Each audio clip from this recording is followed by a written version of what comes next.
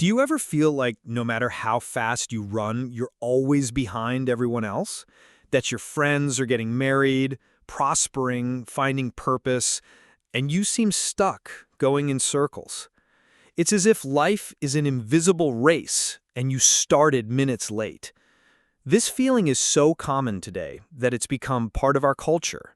The fear of being late in life. But late for what? For whom? And why? In this video, we'll delve into this anguish with three unexpected guides: an existentialist philosopher named Kierkegaard, a biblical king named Solomon, and modern psychology, which tries to name the voids we feel. Kierkegaard, the despair of living someone else's life. Kierkegaard, the father of existentialism, said that the worst form of despair is to live a life that is not your own. When you imitate the timing, desires, and goals of others, you start to distance yourself from who you truly are. He called this silent despair, a type of suffering that doesn't scream but consumes from within. And the most tragic part? You might be happy, seem fulfilled, but still be in despair, because your life has been shaped by external expectations. When you feel you're late, it's often because you're measuring your journey with someone else's ruler. For Kierkegaard, the true time of life is the time of inwardness. It's the time when you find yourself, not with the world. Solomon, there is a time for everything. In the book of Ecclesiastes, Solomon reminds us that there is a time for everything under the heavens, a time to plant and a time to harvest, a time to be silent and a time to speak, a time to be born and a time to die.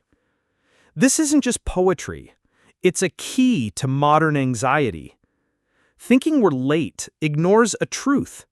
Everyone has their season. The problem is that today, we compare our seeds to others' harvests. You're seeing the Instagram of someone's life and forgetting that every tree takes time to bear fruit. Solomon also wrote that God has made everything beautiful in its time, but has also set eternity in the human heart. This longing is what makes us feel like life is passing by, but this same longing only quiets when we trust in God's timing, not our own. Psychology, social comparison, and the inner chronometer. In psychology, this feeling of being late has names: social comparison, performance anxiety, imposter syndrome. We live in a society where everything is measured: age to marry, time to succeed, deadline to find yourself. And when we don't meet this invisible timeline, we feel like we're failing. Social media only makes this worse. We see the highlights of others' lives as if they were the average reality. An APA study shows that young adults feel more anxious today by comparing themselves to unattainable standards. But here's the point: there is no right time to be who you are. Humanistic psychology, especially in the ideas of Carl Rogers, talks about self-actualization. Human beings develop at different paces, and mental health is about living in the present, not pursuing a future imagined by others. Finding your own rhythm. Kierkegaard says, turn inward. Solomon says, there is a time for every purpose.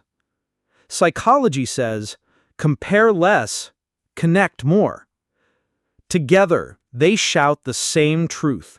You are not late. You are exactly where you need to be to become who you were meant to be. The time you think you've lost? Perhaps it was a time of preparation. The doors that didn't open? Perhaps they were protecting you.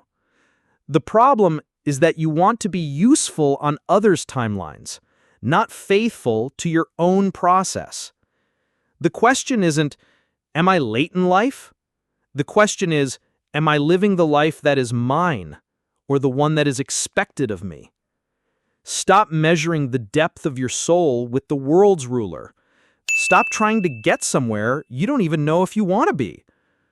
Trust in the Lord with all your heart and lean not on your own understanding. In all your ways submit to him, and he will make your paths straight. Proverbs 3:5-6. The right time exists, and you are already in it.